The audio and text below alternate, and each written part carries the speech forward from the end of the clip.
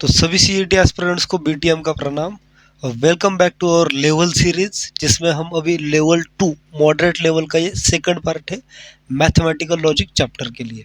तो इसमें हम 2022 और 2023 के जो भी पीवाईक्यूज है वो इसमें सॉल्व करने वाले हैं। ठीक है, तो 2022 और 2023 में कुछ रिपीटेड क्वेश्चंस भी है, वो भी यहाँ पे बताए जाएंगे आपको। पूरा जो क्वेश्चंस है उनका डिटेल्ड कंसेप्ट एक्सप्लेनेशन भी यहाँ पे होगा।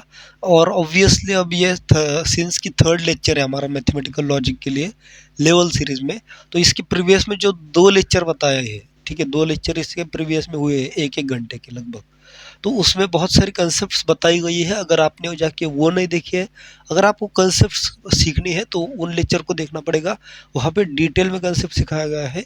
आज मैं कंसेप्ट पे ज़्यादा फोकस ना करते हुए क्वेश्चन सॉल्विंग पे ज़्यादा फोकस करके इस वीडियो की लेंथ जो है वो कम करने की कोशिश करूँगा। और इसके बाद आएगी level 3। Level 3 is the last level of this series and that is the difficulty level. उसके बाद हमारा मैथमेटिकल लॉजिक ख़त्म हो जाएगा। डिफ़िकल्टी लेवल में बहुत ही प्यारे प्यारे सवाल हमने रखे हुए हैं सजो के। ठीक है, तो चलिए बढ़ते हैं, आज का सॉल्व करते हैं हम ये पहला क्वेश्चन। तो पहला क्वेश्चन देखिए क्या बोल रहा है, बड़ा ही मतलब आसान है। अब ये रिपीटेड ही चीज़ें सब चल रही है, इसमें एक छोटा सा नया कंसेप्ट है वो आपको बता देंगे सिर्फ। जैसे देखिए क्या बोल रहा है, the statement pattern this is logically equivalent to. ठीक है, तो ये जो स्टेटमेंट पैटर्न हमें दिया है, क्या दिया है, P एंड Q और निगेशन P एंड Q और R एंड निगेशन Q। तो ये जो दोस्तों स्टेटमेंट पैटर्न है ये किसके इक्विवेलेंट ऑप्शन में से बताना है, मतलब ही हमें यहाँ पे इसको सिंप्लीफाई करना है। ठीक है, तो उसके बाद अब कैसे करेंगे इसको, देखिए बड़ा ही सिंपल सी मेथड है। क्या हम इसको ऐसा लिख सकते हैं, इसको पूरे को एक ब्रैकेट में डालिए और इस पूरे को मतलब इसको अलग रखिए, इसको एक ब्रैकेट में कर लीजिए, कर सकते हैं, बिल्कुल कर सकते हैं। ओके, अब देखिए क्या हुआ, यहाँ पे हमने देखा क्या है, पढ़ो, यहाँ पे पढ़ो, P एंड Q और निगेशन P एंड Q। सुनो, P एंड Q और निगेशन P एंड Q, तो हमें डिस्ट्रीब्यूटिव लॉ मालूम है। उसके बेसिस पे एक देखिए चीज़ मैं आपको बताता हूँ, ये P है और ये निगेशन P है, तो ये दोनों अलग अलग है। ठीक है, पर ये Q और ये Q क्या है, सेम है। ठीक है, ये Q और ये Q क्या है, सेम है। तो हम क्या करते हैं, ये जो मतलब ये Q है नहीं, ये एंड Q, ये जो एंड Q वाला पार्ट है ये सेम है दोनों इसमें, तो हम क्या करते हैं, इसको कॉमन लेते हैं। सुनो क्या किया बड़े प्यार से, ये जो एंड Q वाला पार्ट है ये यहाँ पे दोनों जगह पे कॉमन दिख रहा है, तो इसको हमने एक जगह पे लिख लिया। ओके, और ब्रैकेट में क्या लिखा, देखिए ब्रैकेट में यहाँ पे लिखा ये P और इसके साथ ये साइन और इसके साथ ये P, ये साइन दैट इज और निगेशन P, और ये हो गया ब्रैकेट आपका सिंप्लीफाई। ठीक है, कैसे किया फिर से एक बार, ठीक है फिर से एक बार करते हैं। देखिए क्या किया, एंड Q दोनों जगह पे सेम है। ओके, एक बार में लिख लिया। ठीक है, जैसे अगर आप देखते हैं आपके पास 3 into 2 plus 1 minute 3 into 2 plus 4 into 2 हुआ करता था जैसे, ठीक है ना, तो इंटू 2 दोनों जगह पे है, तो आप क्या लेते हैं, 3 + 4 इंटू 2 कॉमन ले लेते हैं। सेम वैसा ही किया है, और Q दोनों जगह पे है और बीच का साइन एज इट इज रखते हैं, और बीच का साइन जो है ये इन दोनों के साथ जो डिफरेंट है उनके बीच में लगा देते हैं।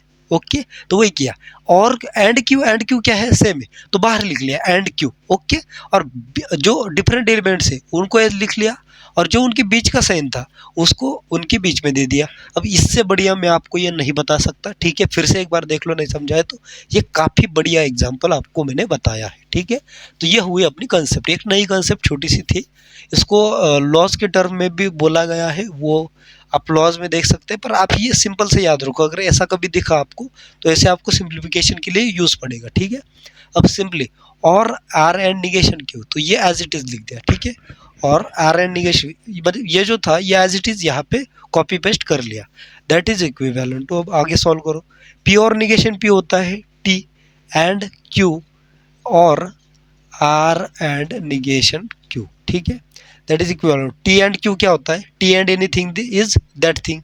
ये यहाँ पे अगर F होता तो इसका आंसर F आता, सुनो, यहाँ पे अगर एफ होता तो इसका आंसर एफ आता, पर यहाँ पे अगर टी है तो इसका आंसर टी के साथ जो है वो आएगा, मतलब क्यू आएगा, क्यू और आर एंड निगेशन क्यू, ठीक है, दैट इज इक्विवेलेंट। तो अब इसको क्यू और, अब सिमिलरली वैसे मैंने ये कल के लेक्चर में बताया था, इस क्यू आर के साथ इसको एक बार लिखना है क्यू और आर, एंड बीच वाला साइन जो है एंड, और क्यू और के साथ ये वाला एक बार लिखना है क्यू और निगेशन क्यू। पिछले लेक्चर में मैंने एग्जांपल लेके बताया था, सुनो कैसे, जैसे अब अभी का एग्जांपल ले लो, 3 into two plus 4 into two था, ठीक है, सुनो, सुनना हाँ ध्यान से, 3 into two plus 4 into two था, तो मैंने क्या बोला आपको कि 3 प्लस 4 एज इट इज लिखो, और इंटू टू जो है वो हर जगह से कॉमन ले लो।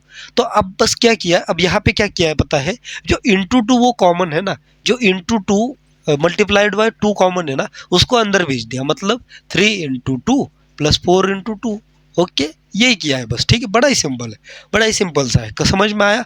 कल ये मैंने डिटेल में समझाया था ये कैसे करना है, यहाँ से यहाँ तक आपको कैसे आना है, ये कल के लेक्चर में डिटेल में समझाया गया है। जिसने कल का लेक्चर देखा होगा उसको समझ में आ चुका होगा, जिसने नहीं देखा वो जाके वहाँ पे देख लो, ठीक है, या फिर यहाँ भी मैंने समझा दिया है, बड़ी सिंपल चीज़ है। ओके, आगे बढ़ते हैं, that is equivalent to Q और r as it is, and q और निगेशन क्यू क्या है, अगेन पी और निगेशन पी, इफ पी और negation P is true, q और निगेशन क्यू इज ट्रू, तो ये ट्रू हो गया, that is equivalent to q r or r, मतलब ये जो एंटी है वो चला जाएगा, ठीक है, तो क्यू और आर इसके इक्विवेलेंट में आता है, तो ये आंसर ए ऑप्शन करेक्ट है, ठीक है। तो ये क्वेश्चन सॉल्व हो गया, इसमें मैंने आपको एक नई कंसेप्ट बताई कि कैसे इंटू टू जो है, मतलब ये जो और क्यू है, तो कैसे ये कॉमन लेना है, ठीक है, तो ये मैंने आपको एक नई चीज़ यहाँ पे बताई। अब सिमिलरली हम चलिए अगला क्वेश्चन सॉल्व करते हैं, क्वेश्चन नंबर सेकंड। अब देखिए आइए क्वेश्चन नंबर सेकंड क्या बोलता है, for 3 simple statements P Q and are this is logically equivalent to. अब देखिए ये स्टेटमेंट जो है लॉजिकली किसके इक्विवेलेंट है ये बताना है, ठीक है, दोनों सेम टाइप के ही सवाल है, ठीक है, दोनों सेम टाइप के ही सवाल है। अब मैं आज इसलिए फास्ट जा रहा हूँ क्योंकि पिछले 2 लेक्चर्स में मैंने अच्छे खासे कंसेप्ट धीमे धीमे करके पढ़ाई है। पहले लेक्चर में तो मैंने इजी लेवल के जो क्वेश्चन थे ना, इजी लेवल के, उसको 53 मिनट में लिया था, 9 ही क्वेश्चन थे, कितने थे ये देखिए 9 क्वेश्चन थे, 53 मिनट में लिया था। सेकंड जो लेक्चर हुआ तो उसमें मैंने लगभग शायद 10 क्वेश्चन कराए हैं, तो 10 क्वेश्चन में मैंने 49 मिनट लिया, मतलब धीरे धीरे मैं टाइम कम करना चाहता हूँ, ठीक है, पहले मैंने बहुत डिटेल में सिखाया, उसके बाद थोड़ा डिटेल में, आज थोड़ा सा बहुत ही फास्ट जाएंगे, और कल थोड़ा सा अब जो डिफ़िकल्टी लेवल है उसमें थोड़ा सा हमको आपको और ज़्यादा फास्ट में लेके जाएंगे, ठीक है। ओके, पी देन क्यू और आर, अब इसको लॉजिकली इक्विवेलेंट कैसे लिखना है मैंने आपको बताया है, देखिए यहाँ पे लिख लो फिर से एक बार, p then Q is simply equivalent to negation P और क्यू। अगर कहीं पे भी पी देन क्यू दिखे उसको आपको सिंप्लीफाई करना हो तो ये फॉर्मूले में आपको सिंप्लीफाई करना है, कैसे, पी का निगेशन कर दो, यहाँ पे जो एलिमेंट है, जो यहाँ पे एलिमेंट है उसका निगेशन लिख दो, ओके, और बीच में इस इम्प्लीकेशन के साइन को और में बदल दो, और ये जो है इसको एज इट इज यहाँ पे कॉपी कर लो, ठीक है, बीच का जो साइन है उसको और में कन्वर्ट कर लो, ये जो है इसको एज इट इज कॉपी कर लो, okay, that is equivalent to negation P और क्यू और आर। सो यहाँ पे सब जगह पे और है, तो मैं क्या ऐसा लिख सकता हूँ कि निगेशन पी और क्यू और आर, मतलब ब्रैकेट हटा सकता हूँ क्या, बिल्कुल हटा सकता हूँ, कैसे, तो देख लो यहाँ पे अगर 3 + 4 + 2 होता, देखो अलजेब्रा से कंपेयर करा के बता रहा, ठीक है, बड़ा ही सिंपल है, जैसे आपको 3 + 4 + 2 था, तो आप यहाँ पे सीधा सीधा लिख सकते थे 3 + 4 + 2, तो वही है, ठीक है, वही है, वही मैंने यहाँ पे लिखा है, ठीक है। अगर ये जो साइन है ये ऑपरेंड बोलते हैं, इसको ऑपरेटर बोल सकते हैं, ठीक है, तो ये इसको ये अगर सेम है तो ब्रैकेट निकाल के मैं लिख सकता हूँ उसको डायरेक्टली, ठीक है, तो बस वैसे लिखा है, तो निगेशन पी और क्यू और आर, ये क्या हुआ, निगेशन पी और क्यू और आर, तो क्या ये ऑप्शन कहीं पे है, नहीं, इस फॉर्म में कहीं पे भी ऑप्शंस नहीं है, इस फॉर्म में कहीं पे भी ऑप्शंस नहीं है, मतलब इम्प्लाइज के फॉर्म में इसको फिर से कन्वर्ट करना पड़ेगा। आइए देखिए मैं आपको यहाँ पे बड़ी ही अच्छी चीज़ बताता हूँ क्या करना है।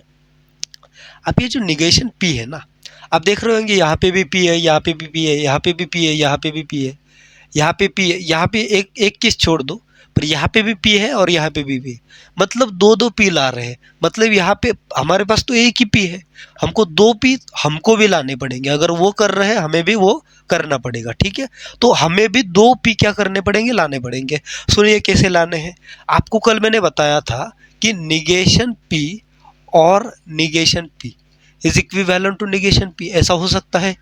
अरे बिल्कुल हो सकता है, ठीक है, बिल्कुल हो सकत है, ऐसा बिल्कुल हो सकत है। तो इसको सिर्फ निगेशन पी की जगह पे हम दो निगेशन पी ऐसे करके लिख सकते हैं। तो आइए लिखिए निगेशन पी की जगह पे दो निगेशन पी, तो निगेशन पी और निगेशन पी और क्यू और आर। ओके, ये लिख दिया, कोई दिक्कत नहीं है, कोई दिक्कत नहीं है यहाँ पे, ठीक है। ये जो स्टेप है ना, ये जो स्टेप है, ये स्टेप ये बच्चे फंस जाते हैं इसमें, ठीक है ना। इसमें आप फंस सकते हैं, ठीक है।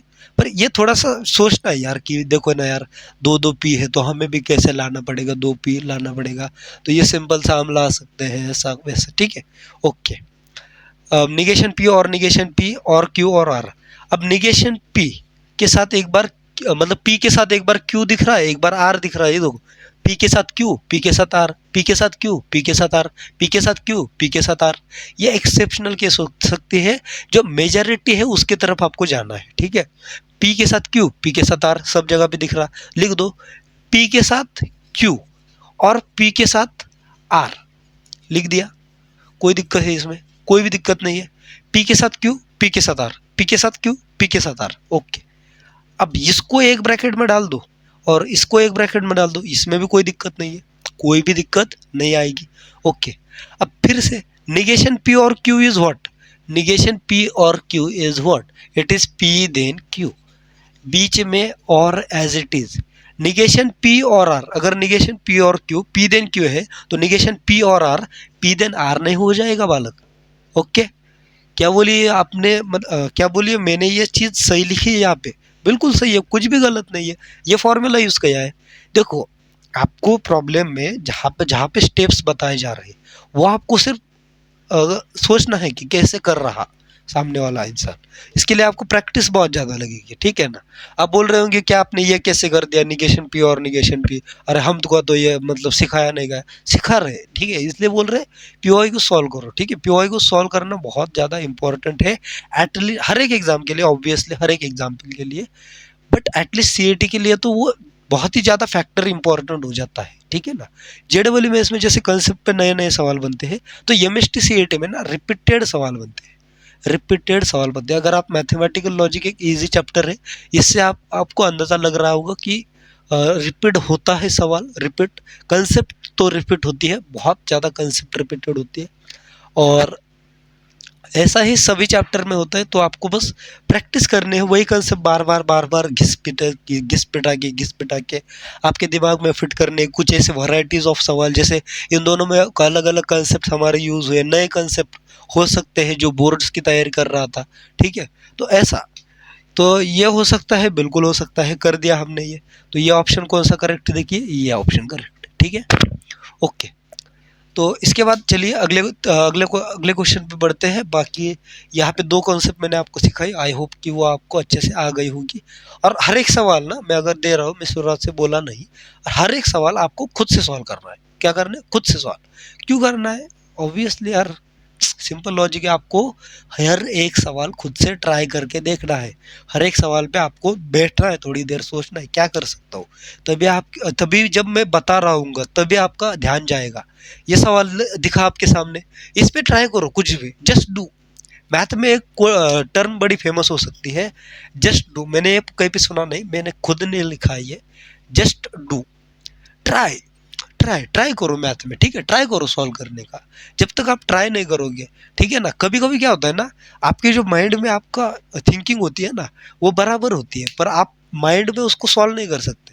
तो इसके लिए आपको उसको पेपर पे थिंकिंग, जो जो भी आइडिया आपके दिमाग में आ रहा है मैथ्स के बारे में, क्वेश्चन को सॉल्व करने के बारे में, वो आपको इम्प्लीमेंट करके देखना है लास्ट स्टेप तक, क्या वो सही आ रहा है, ठीक है। उससे प्रैक्टिस होगी आपकी, स्मूथ प्रैक्टिस उससे होगी। Not in this case only, if you are doing the engineering, then in engineering also you have to do the same thing. मतलब हर एक बार जस्ट डू वाला जो कंसेप्ट है बहुत ज़्यादा यूज़फुल है मैथमेटिक्स में, ठीक है। तो ये दोस्तों सवाल के आपको कॉन्सेप्ट हो गए होंगे याद, या फिर समझ गए होंगे। आइए आगे बढ़ते हैं, और एक क्वेश्चन आपको खुद से सॉल्व करना है, बार बार बोल के वीडियो के लिए नहीं बढ़ाऊंगा, ठीक है। चलिए आगे बढ़ते हैं क्वेश्चन नंबर 3 की तरफ।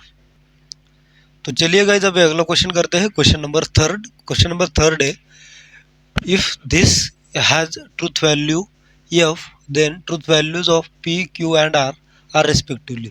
मैंने कल के लेक्चर में बोला था कि पी एंड निगेशन आर, मतलब जैसे निगेशन पी और क्यू ये दिया है, इसको क्या बोल रहे हैं, इक्विवेलेंट टू एफ। मैंने कल आपको बताया था पी देन क्यू अगर एफ है तो दो ही पॉसिबिलिटी, मतलब एक ही चीज़ होती है। क्या चीज़ होती है वो, P is equivalent to T and Q is equivalent to F। कल ट्रूथ टेबल ड्रॉ करके दिखाया था, ठीक है, आज नहीं दिखाऊंगा। तो ये क्या होता है, T होता है, ये Q F होता है, और तभी जाके ये F आता है। मतलब अगर ये F है तो ये ऑब्वियसली क्या होगा, P and negation R must be equivalent to T and negation P और Q must be equivalent to F, ठीक है, must be equivalent to F। Okay, तो ये कंडीशन के लिए आपको कैसा कैसा चीज़ें लगेंगी वो आपको अभी देखनी है बस, ठीक है। तो वो क्या बोल रहे हैं, the then truth values of P Q and R are. अब देखिए ये T है और यहाँ पे एंड है, मतलब P की ट्रूथ वैल्यू T होनी चाहिए और निगेशन R की ट्रूथ वैल्यू भी T होनी चाहिए, मतलब ये R की ट्रूथ वैल्यू F होनी चाहिए, मतलब ये P की ट्रूथ वैल्यू T और R की ट्रूथ वैल्यू F होनी चाहिए। तो ये दोनों क्लियर हो गए, T और F, ठीक है, T और F। यहाँ पे P की ट्रूथ वैल्यू मिल चुकी है, तो यहाँ पे पुट करो निगेशन T और Q is equivalent to F। तो निगेशन T इज F और Q is equivalent to F। मतलब अगर इसको अब F होना पड़ेगा, और में कैसा होता है, अगर कोई एक भी ट्रू रहा तो आंसर क्या आता है, ट्रू आता है। पर अगर फॉल्स करना है तो दोनों ही फॉल्स करने पड़ेंगे।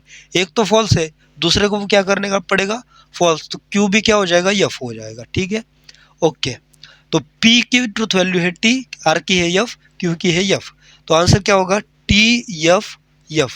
और T F F कौन सा आंसर करेक्ट है, ए ऑप्शन करेक्ट है।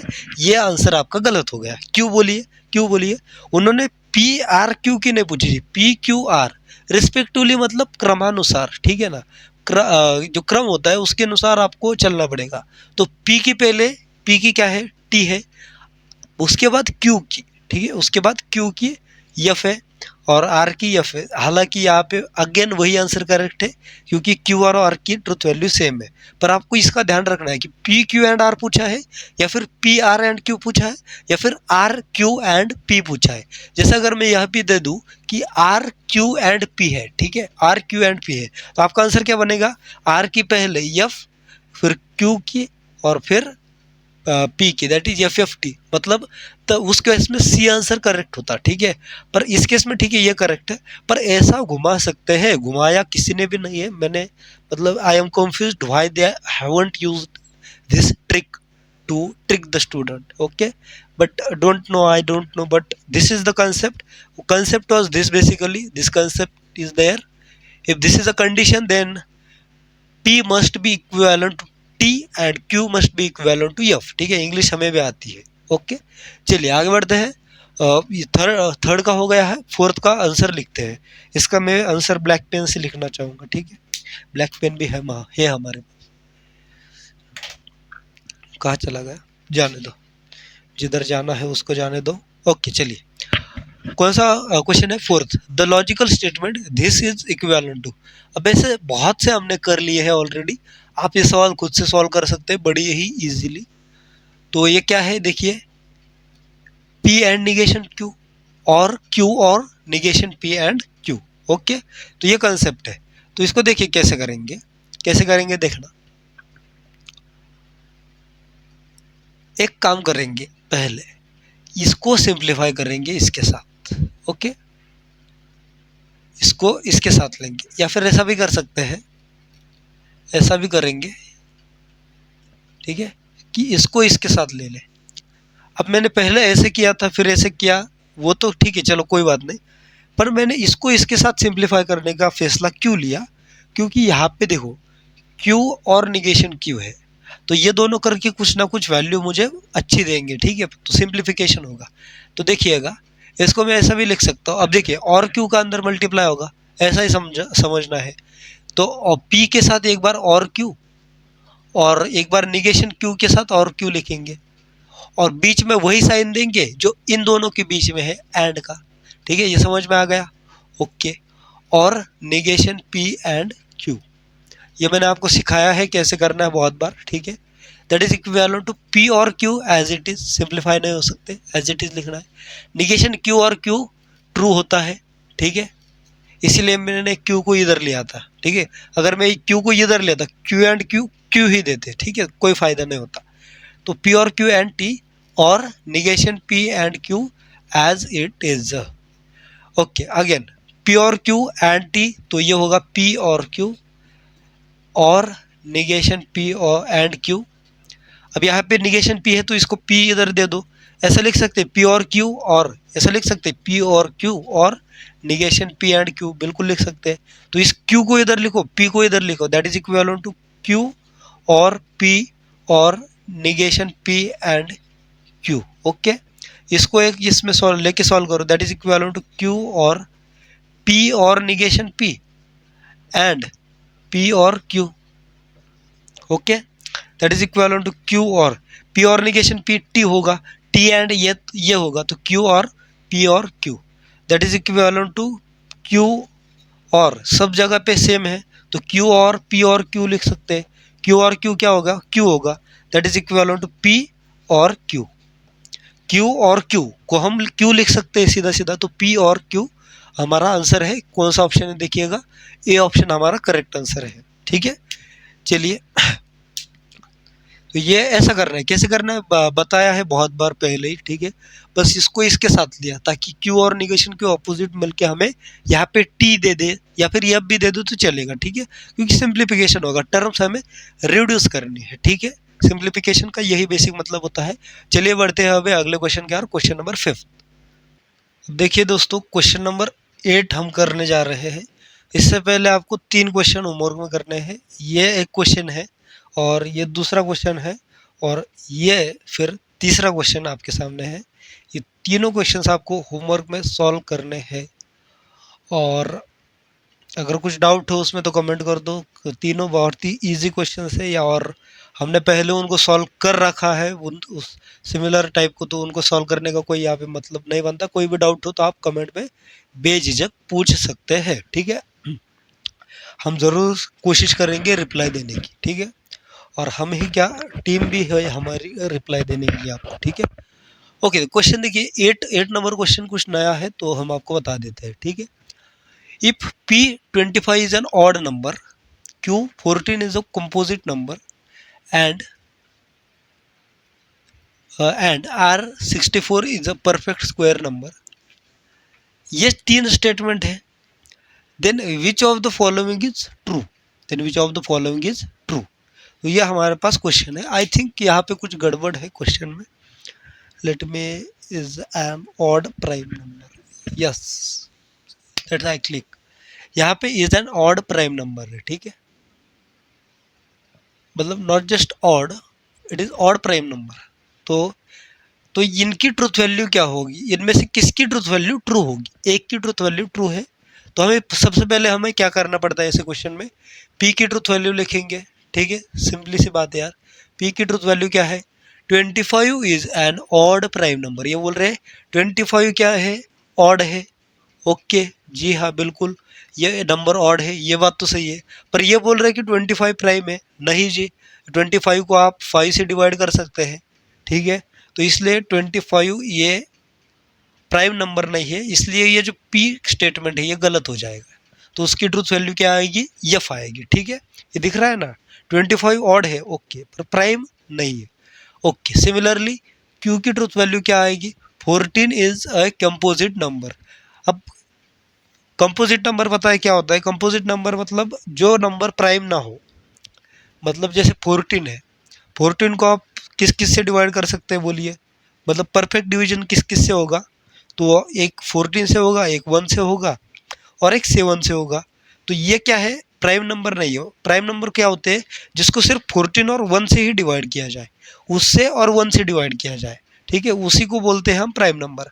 पर इसको सिंस कि अलग नंबर से भी डिवाइड किया जा सकता है तो ये क्या हो जाएगा, कंपोजिट नंबर। ठीक है, कंपोजिट नंबर। तो 14 is a composite number, yes it is true, yes it is true, तो हम इसके ट्रूथ वैल्यू टी लिखेंगे।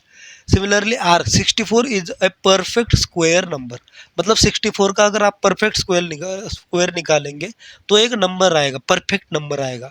तो जी हाँ, √64 इक्वल टू 8 होता है, आपको पता है। ठीक है, और √64 इक्वल टू 8 होता है, तो ठीक है, ये भी सही हो गया।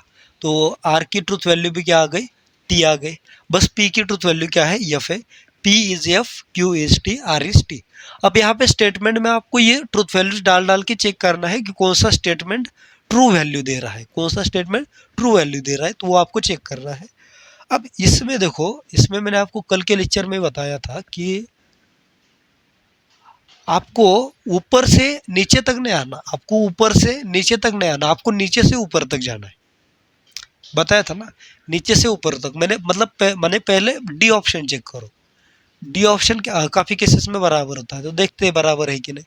डी ऑप्शन है निगेशन क्यू एंड आर और P, that is equivalent to negation of Q की ट्रूथ वैल्यू क्या है, टी, एंड आर की टी है और पी की एफ है। ठीक है, that is equivalent to negation of T and T. क्या होता है negation of T and T, F हो जाएगा। ठीक है, एफ और एफ इज एफ, तो ये भी, तो ये ऑप्शन तो नहीं है। ठीक है, कोई दिक्कत नहीं है। सी ऑप्शन चेक करेंगे। ठीक है, सी ऑप्शन क्या है, निगेशन पी और Q and are, this is equivalent to negation of F और T and T, that is equivalent to negation of F is T, T और T and T, that is equivalent to T और T, that is equivalent to T. तो जी हाँ, ये value true they रहा, तो यही हमारा आंसर है। देखो क्यों बोला मैंने नीचे से शुरू करना है, क्योंकि अगर आप ए से शुरू करते तो आपको पहले ए चेक करना पड़ता, फिर आपको बी चेक करना पड़ता। ठीक है, फिर आपको सी चेक करना पड़ता, फिर जाके आपका सी बराबर आता, फिर जाके आपका सी बराबर आता। पर देखिए, सिंस आपने डी से शुरू किया तो सेकंड स्टेप पे ही आपको आपका आंसर मिल गया कि वो बराबर है। ठीक है, इसलिए हमेशा नीचे से शुरू करो। ठीक है ना, कहीं से भी शुरू ही करना है। ठीक है ना, ऐसे खाए क्या, सुना है ना, एक मिनट, वो सुना है ना, ऐसे खाए क्या, ऐसे खाए क्या, तो ठीक है ना, तो आपको नीचे से शुरुआत करनी है। ये मेरी टिप है। किस लिए, जब जब वेरिफिकेशन ऑफ ऑप्शंस का सवाल हो, मतलब वेरिफिकेशन ऑफ ऑप्शन का मतलब ये चेक करो ऑप्शन में से कौन सा सही फिट कर रहा है, ऐसा। ठीक है, तो चलिए बढ़ते हैं अभी अगले क्वेश्चन की ओर। आपको जो 3 क्वेश्चन दिए हैं, ये है एक क्वेश्चन, ये है दूसरा क्वेश्चन और ये है तीसरा क्वेश्चन, या फिर एक क्वेश्चन, 2 क्वेश्चन, तीसरा क्वेश्चन। ठीक है, तो ये आपको सॉल्व करना है होमवर्क के लिए। और चलिए हम बढ़ते हैं अभी अपने अगले क्वेश्चन की ओर।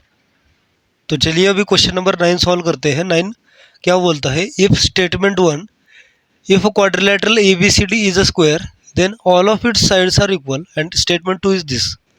एक 2 स्टेटमेंट दिए हैं। ठीक है, स्टेटमेंट 1 एंड स्टेटमेंट 2। ठीक है, अब ये जो क्वेश्चन है तो ये रिपीट हुआ है, रिपीटेड इन 2023। ठीक है, मतलब 2022 और 2023 में सेम क्वेश्चन पूछा गया है, एज इट इज, बस ऑप्शंस के नंबर्स में चेंज कर दिया था। ठीक है ना, तो देखिए इसका आंसर कैसे लिखना है और क्वेश्चन क्या है ये। यहाँ पे क्या है, if a quadrilateral ABCD is a square. देखिए, तो ये एक स्टेटमेंट हो गया P, इसको बोल दो P। देन का सिंबल को हम ऐसे लिख लेते हैं। ठीक है, all of its sides are equal, इसको बोल दो आप Q। This is statement is in the form of P then Q, where P is what, a quadrilateral ABCD is a square, and statement Q is what, all of the sides of quadrilateral are equal. Okay, similarly यहाँ पे देखो statement 2 में all the sides of a quadrilateral ABCD are equal, मतलब ये क्या है, हमारा Q है। ठीक है, ये क्या है, Q है। देन और ये क्या है, हमारा P है। तो इसका फॉर्म है स्टेटमेंट 1। देखिए स्टेटमेंट 1 जो है उसका फॉर्म क्या है, देखिए P देन Q। और स्टेटमेंट 2 का फॉर्म क्या है, क्यू देन पी, ठीक है, क्यू देन पी। तो आपको क्या समझ रहा है? मैंने आपको अभी तक बोला है कि अगर स्टेटमेंट पी देन क्यू है तो उसका कॉन्वर्स क्या होता है? क्यू देन पी होता है। तो सिंपली सी बात है कि स्टेटमेंट टू जो है वो स्टेटमेंट वन का कॉन्वर्स है। तो वो ऑप्शन आप ढूंढो। यहाँ पे देखो पहला ऑप्शन है two is converse of one. Two is मतलब है statement two is converse of statement one. यहाँ पे सब जगह पे स्टेटमेंट है, वो मैंने लिखा नहीं है, ठीक है। तो two is converse of one, ये क्वेश्चन आपका ये आंसर आपका करेक्ट हो जाएगा। कैसे किया? सिर्फ पी, इसको पी अज्यूम क्यों करो, इसको क्यों अज्यूम करो, फिर इसका स्टेटमेंट पैटर्न क्या है वो लिखो, फिर सिमिलरली इसके लिए वो चीज़ करनी है, फिर आइडेंटिफाई करो कि क्या क्या हो रहा है। अगर यहाँ पे ये negation Q then negation P होता तो उसको negation Q then negation P होता तो उसको कॉन्ट्रा पॉजिटिव बोलते। अगर negation P then negation Q होता तो इनवर्स बोलते। अगर ऐसा होता negation P sorry P and negation Q होता तो उसको निगेशन बोलते, ठीक है। तो ऐसा है, तो ये ऑप्शन आपका करेक्ट है, ठीक है। चलिए बढ़ते हैं हम अपने अगले सवाल की ओर। आप आई होप कि आपको ये क्वेश्चन समझ में आया होगा। चलिए बढ़ते हैं हम अपने अगले क्वेश्चन की ओर। तो चलिए दोस्तों अभी अगला क्वेश्चन करते हैं, क्वेश्चन नंबर 10। क्वेश्चन नंबर 10 बोलता है the statement pattern this is equivalent to what. इनमें से इस किसी एक के इक्विवेलेंट में ये स्टेटमेंट पैटर्न है तो वो हमें निकालना है। तो कैसे निकालेंगे? P then Q then P. यहाँ पे एक ही फॉर्मूला यूज होगा, बार बार यूज होगा, that is P then Q is equivalent to negation P और क्यू, ठीक है। तो ये फॉर्मूला यूज होने वाला है। आइए पहले इस पे यूज करते हैं, इस इम्प्लीकेशन पे, इसको ऐसे रहने देंगे। तो क्या है ये? निगेशन पी और Q then P as it is, ठीक है। उसके बाद negation P as it is और इसके अंदर इसको फिर सिंप्लीफाई निगेशन क्यू और पी, ओके, निगेशन क्यू और P, that is negation P और, या ब्रैकेट निकाल सकते हैं, बिल्कुल निकाल सकते हैं, निगेशन पी और निगेशन क्यू और पी, निगेशन पी और पी और negation Q, that is T और क्यू, टी और निगेशन क्यू। अब यहाँ पे टी और है मतलब एक ट्रू है, तो आंसर क्या आएगा आपका? ट्रू आएगा, ठीक है। तो आपका आंसर क्या है? ट्रू है। पर यहाँ पे ऑप्शन में कहीं पे भी ट्रू नहीं दिख रहा, कहीं पे भी ट्रू नहीं दिख रहा। तो हमें अब वेरीफाई करना पड़ेगा, मतलब ये हर एक जो टर्म है ये आपको सॉल्व करनी पड़ेगी और देखना पड़ेगा कि किसका आंसर जो है वो ट्रू आ रहा है, किसका आंसर जो है वो ट्रू आ रहा है, वो आपको देखना पड़ेगा। तो आप अगेन ये क्या है? क्वेश्चन वेरिफिकेशन का सवाल है। तो मैंने आपको बताया है जब जब क्वेश्चन वेरिफिकेशन हो आपको हमेशा नीचे से ऊपर जाना है, ठीक है, नीचे से मतलब डी से ए की तरफ जाना है, ठीक है। तो आपको इतना समझ में आ गया कि इसकी ट्रूथ वैल्यू क्या है? टी है। अभी हम ये नीचे का मिटा सकते हैं, ठीक है, ताकि हम ऑप्शन जो है यहाँ पे वेरीफाई कर ले, ठीक है। तो इसको सॉल्व किया तो हमें ये मिला टी। अब हम ठीक है, हमने इसको टी को इधर लिख लिया है। अब हम हर एक ऑप्शन वेरीफाई करेंगे और ऑप्शन वेरिफिकेशन में मैंने आपको बताया है नीचे से ऊपर तक जाना है। चलिए आइए पहले डी ऑप्शन के लिए सॉल्व करते हैं, that is P then p और क्यू। थोड़ा सा लेंदी सवाल है, ठीक है। पी देन पी और क्यू, इसमें भी यही फॉर्मूला यूज होगा, दैट इज निगेशन पी और q as it is, that is equivalent to negation P और Q, that is equivalent to negation P और पी इज ट्रू और q is equivalent to true. तो yes हमारा ये भी क्या है? ट्रू है, ये भी क्या है? ट्रू है। तो दोनों क्या हो गए? लॉजिकली इक्विवेलेंट हो गए। तो हमारा डी ऑप्शन क्या आ गया? करेक्ट आ गया।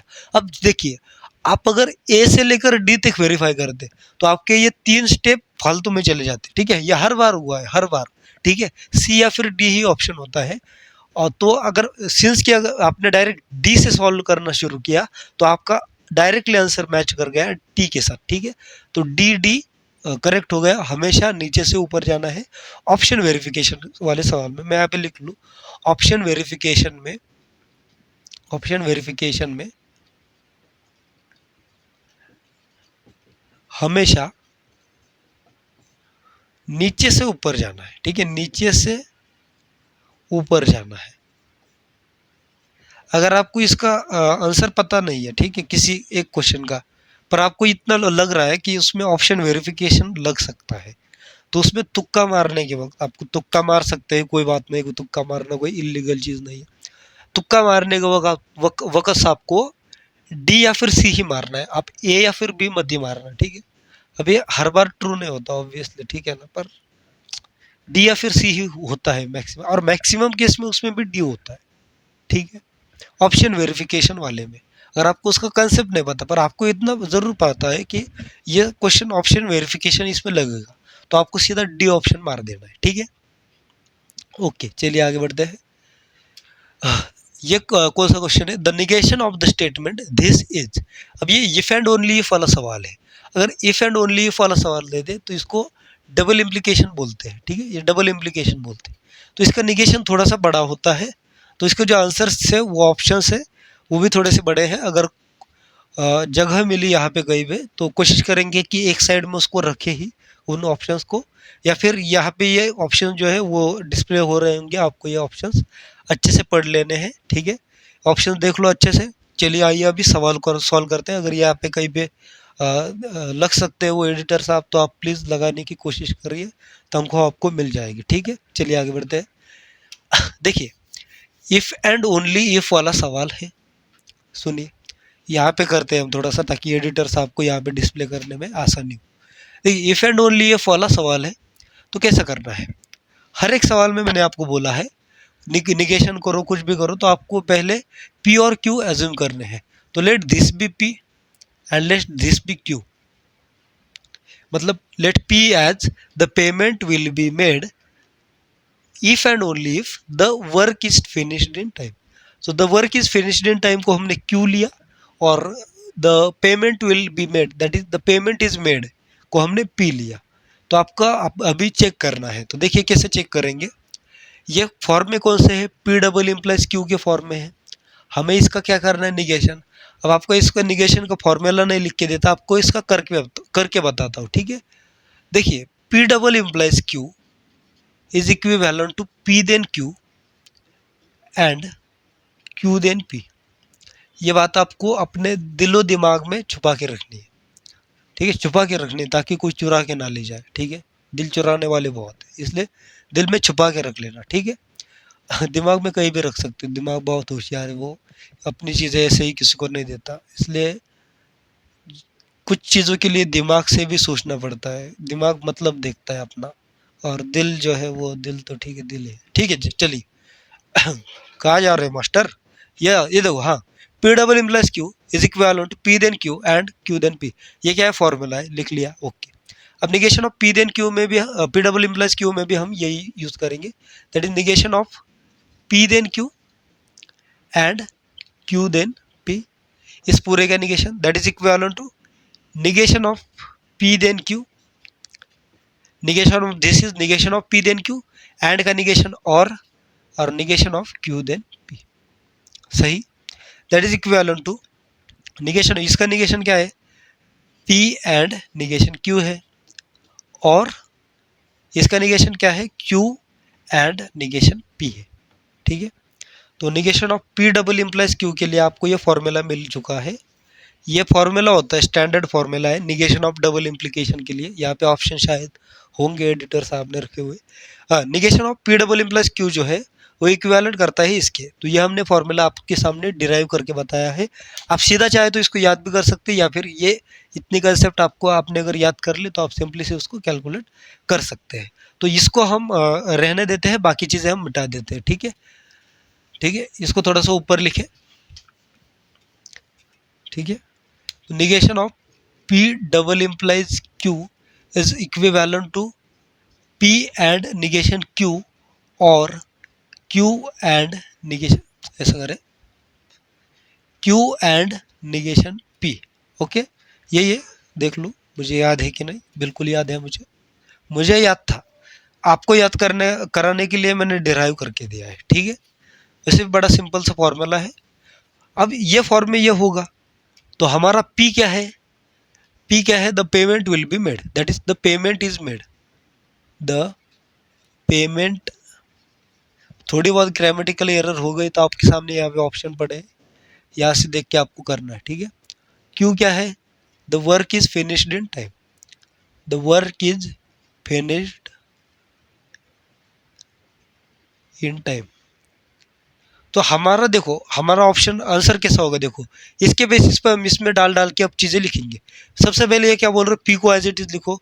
द पेमेंट इज मेड, क्या बोल रहे हैं, द पेमेंट इज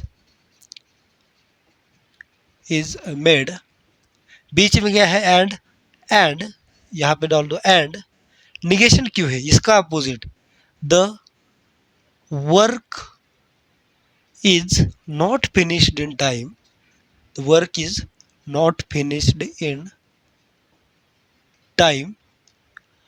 और यहाँ पे क्या और है, और ये पूरा एक में, और यहाँ पे और ये क्या है, क्यू है, क्यू क्या है, the work is finished in time, the work is finished in time and the payment, negation P है ना, ठीक है, तो the payment is not made. Okay, तो ये आपका क्या आ गया, नेगेशन आ गया।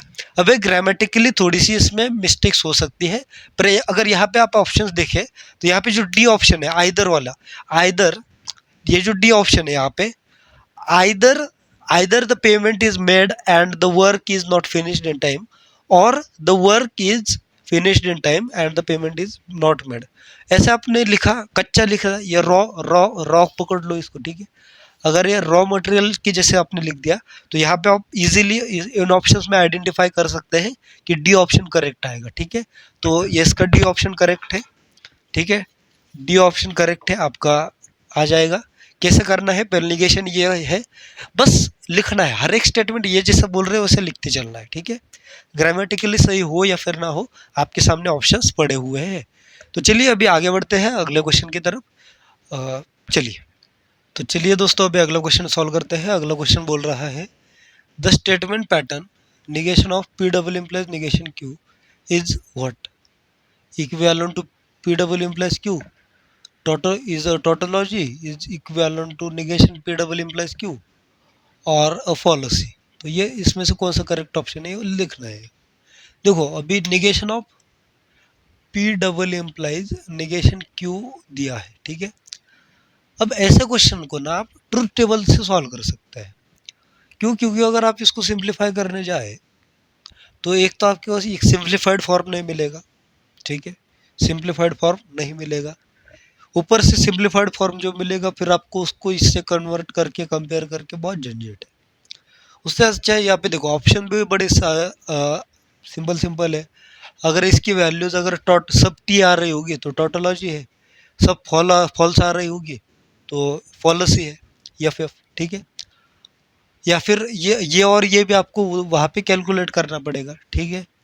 तो देखिए कैसे ट्रू टेबल कैसे बनाएंगे, क्या क्या लग रहा है, पी लग रहा है, क्यू लग रहा है, पी क्यू लग रहा है, पी लग रहा है, क्यू लग रहा है, निगेशन क्यू लग रहा, और निगेशन पी लग रहा, पी डबल इम्प्लाइज क्यू लग रहा, negation P double implies Q लग रहा, negation of P double implies negation Q लग रहा, ऐसे कुछ लग रहा है। तो देखिए हमको चाहिए क्या क्या, ट्रू टेबल में लेना पड़ेगा पी, ठीक है, Q, negation P, negation Q, उसके बाद और क्या है, पी डबल इम्प्लाइज क्यू, ठीक है, फिर क्या है, ये P double implies negation Q, ठीक है, उसके बाद negation of P double implies negation Q, okay, उसके बाद है ये पी डबल इम्प्लाइज क्यू, उसके बाद negation P double implies Q, ठीक है। तो ये इतने अपने को लेने हैं, ठीक है। तो P की वैल्यू लिख लीजिए, टी टी एफ एफ, इसकी होगी टी एफ टी एफ, ये होगा एफ एफ टी टी, ये होगा एफ टी फटफटी, ठीक है। ये होगा पी डब्ल्यू इम्प्लाइज क्यू, अगर ये जब जब ये दोनों सेम हो तभी इसका आंसर ट्रू आता है, जब ये दोनों सेम हो, पी डब्ल्यू इम्प्लाइज क्यू है तो ये दोनों सेम हो तभी उसका आंसर टी आता है, अदरवाइज उसका आंसर फॉल्स आता है, ठीक है। सिमिलरली देखिए P double implies negation Q, ये और ये, ठीक है, तो टी डबल इम्प्लाइज एफ होगा एफ, जब दोनों डिफरेंट हो तो आंसर यफ आएगा। ये दोनों सेम है तो यहाँ पे आंसर टी आएगा। ये दोनों सेम है तो यहाँ पे भी आंसर टी आएगा। ये दोनों एक मिनट सेम है तो यहाँ पे भी आंसर टी आएगा।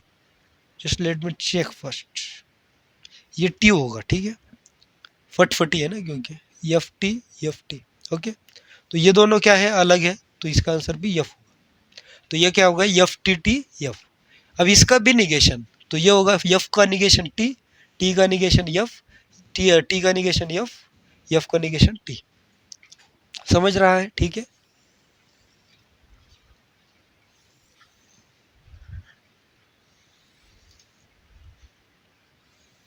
ओके, ठीक है।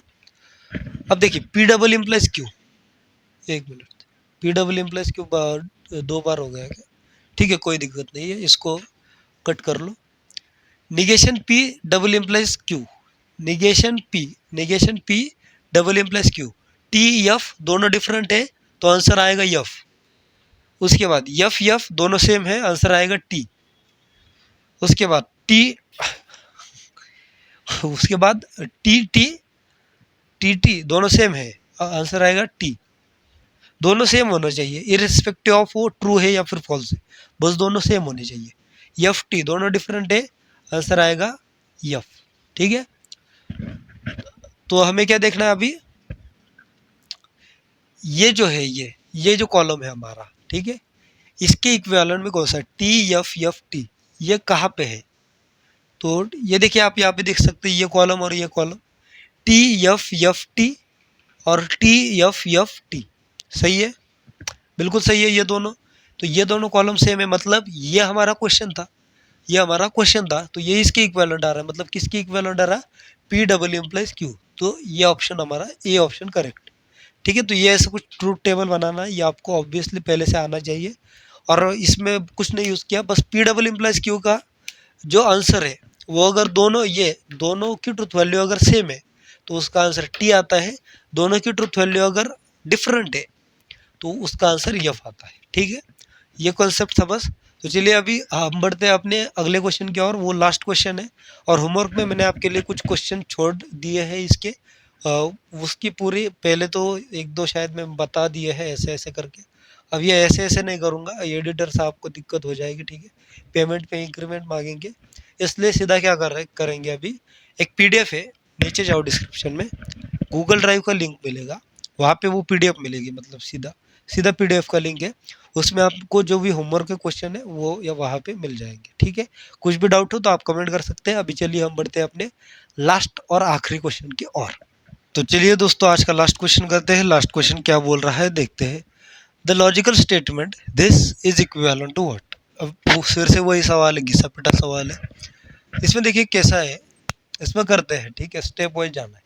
निगेशन पी और क्यू और पी एंड आर, ठीक है, and negation Q and R, ठीक है, okay, that is equivalent to, इसका निगेशन कर लो पहले, ठीक है, जो जो स्टेप आप सिंप्लीफाई कर सकते हो वो कर लो, ठीक है, कर लो। इसका निगेशन ऑफ निगेशन पी होगा पी, और का निगेशन एंड, क्यू का निगेशन क्यू, और as it is P and R and negation Q and R, ये भी सही है, ठीक है, बोलिए सही है, ठीक है। अब देखिए क्या कर सकते हैं, ये पी एंड है, ये पी एंड है, कॉमन निकाल लो, that is equivalent to p and common, negation Q और r is the remaining factor, okay, and negation Q and r as it is, okay, okay, is this clear to you, are this things clear to you, okay. अब इसके बाद क्या करेंगे, देखिए, अब देखिए P and ये है, ये है, ये है, ठीक है। अब यहाँ पे एंड है और यहाँ पे एंड है, तो क्या हम ये ब्रैकेट निकाल दे सकते हैं, बिल्कुल निकाल सकते हैं, निकालते हैं। फिर पी एंड निगेशन क्यू और R and negation Q and R, क्या है, सही किया, बिल्कुल बिल्कुल सही किया, दैट इज इक्विवेलेंट टू। अब इसको इधर लिख लो और इसको इधर लिख लो, मतलब P and negation Q and R and negation Q और आर। अब यहाँ पे भी एंड है तो ये भी ब्रैकेट निकाल सकते हैं, तो P and negation Q and R, इसको एक ब्रैकेट में डाल दो, एंड निगेशन क्यू और आर। ठीक है, ये सही हुआ, सही हुआ। यहाँ तक कोई दिक्कत है? सिर्फ क्या किया, इसको इधर लिया, फिर ये भी ब्रैकेट निकाल दिया, P and negation Q and R, and negation Q और आर। यहाँ तक कोई भी दिक्कत आपको नहीं होनी चाहिए। तो अब देखिए ये लिख लिया, यहाँ तक कोई दिक्कत है नहीं है। ठीक है, सबसे पहले क्या किया, छोटी छोटी सिंप्लीफिकेशन स्टेप जहाँ तक हो सकती थी वो की। अब इसको इधर लिख लेते हैं एक बार। ठीक है, थोड़ा सा एक्सप्लेन करने में जगह चाहिए हमको। ये क्या है, एज इट इज लिख रहे हैं। ठीक है, P and negation Q and are.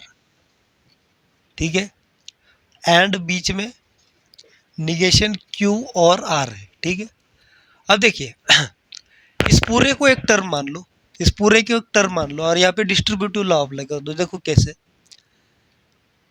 P and negation Q and R, इसके साथ एंड करके निगेशन Q, ये भी इनके बीच का साइन, और फिर P and negation Q and R, और एंड करके R।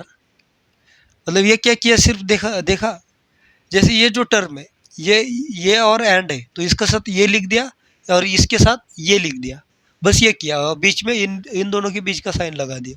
ठीक है, ओके। अब P and negation Q and negation Q, एक बार निगेशन Q एंड R, और P and negation Q and R, एक बार R। ठीक है, दैट इज इक्विवेलेंट टू, अब देखिए ये सेम है और ये सेम है तो इसको एक बार लिखा तो कोई दिक्कत नहीं है, तो P and negation Q and R। So this is nothing but your answer, this is nothing but your answer, option number P and R and negation Q, this is your answer. इसको ऐसा भी तो लिख सकते हैं ना, P and R and negation Q, कोई भी दिक्कत नहीं है। तो this is nothing but your answer. कैसे करना है, छोटी छोटी सिंप्लीफिकेशन स्टेप करनी है। वीडियो बहुत ही लंबा हो रहा है इसलिए मैं ज़्यादा आपको यहाँ पे वार्तालाप नहीं करूँगा। होमवर्क के लिए once again I telling that description में PDF का लिंक मिलेगा, वहाँ पे जाके उसको देख लो। ठीक है, और उसके बाद अब ये लेवल 2 यहाँ पे हमारी ख़त्म होती है।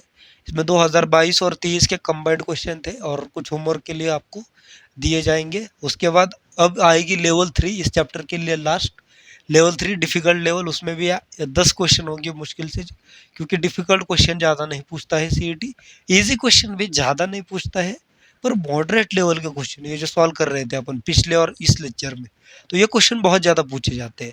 तो ऐसे क्वेश्चन आपको सॉल्व करने हैं और प्रैक्टिस का आपकी बनाए रखनी है। ठीक है, हर एक क्वेश्चन आपको भी खुद से आई होप कि आपने सॉल्व किया होगा। ठीक है, जो अगला जो डिफ़िकल्टी लेवल आ रहा है उसके लिए आपको ये पूरे लेवल क्लियर चाहिए और कंसेप्ट क्लियर चाहिए। ऑब्वियसली मैं बोल रहा हूँ लेवल 3 है, डिफ़िकल्टी लेवल है, पर इतना भी ज़्यादा कोई मुश्किल नहीं है, बहुत ही सिंपल। मतलब इन्हीं लेवल्स के क्वेश्चन है जो कि थोड़े बहुत लेंदी हो सकते हैं। कुछ क्वेश्चंस बहुत ही ईजी है, ट्रिकी नहीं है, पर वो लेंदी है इसलिए उनको डिफ़िकल्टी में डाला गया है।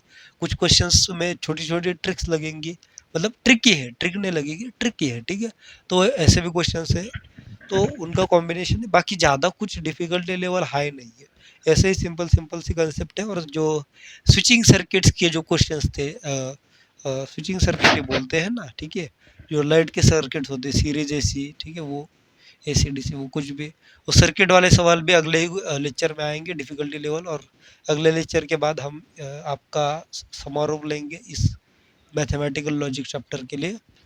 तो चलिए मिलते हैं अगले लेक्चर में, तब तक के लिए ओके बाय, पढ़ाई करते रहिए। ठीक है, चलिए बाय बाय।